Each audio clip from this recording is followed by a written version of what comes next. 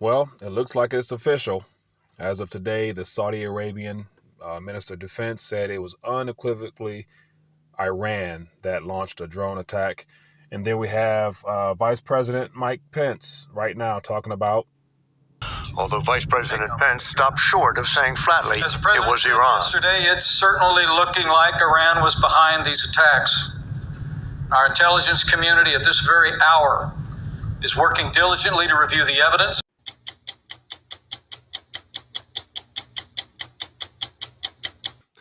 So I wanted to take a quick minute and share with you guys this article that came out an hour ago. It says, Iran tells U.S. retaliation looms if targeted for Saudi attack. And so this is, this is unfortunate news because right now we're on the cusp of not only a monetary and economic shift, but yet to counter all that and to distract people from the true nature of what's going on. There's a great possibility that we may be going to war. And then this war here will not be a typical war because it's just not one event where the U.S. can actually go into Iran and impose their will. This will be met with force beyond just one nation, because definitely this will bring Russia and China in, who have an invested interest in making sure that the U.S. doesn't run through the Middle East, destroying all types of stability in that region. And so it's interesting how, U.S. intelligence apparently has been questioned in the past, everything from the Iraq war.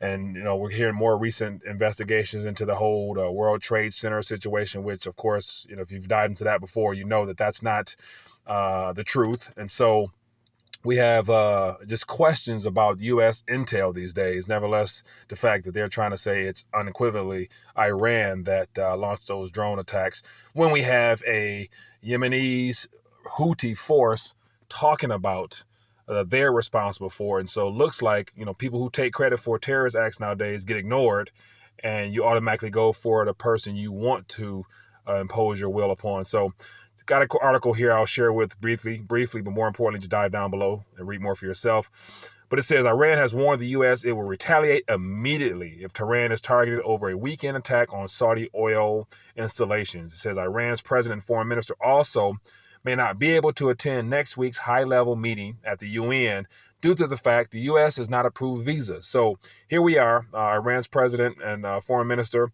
looking to come to the U.S. to basically plead their case and to just probably present some evidence that will go against what the U.S. intel will show us or like to show us. And so it looks like the U.S. is not granting them visas to do so. And so there's no interest in whatsoever for the U.S. to even have talks with Iran to really come to some real conclusions on this whole sanctions situation. Nevertheless, the downgrading of their nuclear capabilities there. But it says, however, such talks are increasingly unlikely in the wake of a recent attack in Saudi Arabia. Then it goes down, give you a little bit of information as to the recent major attacks on Saudi oil infrastructure facilities. And so these are all things that have happened over the last couple of months, it looked like.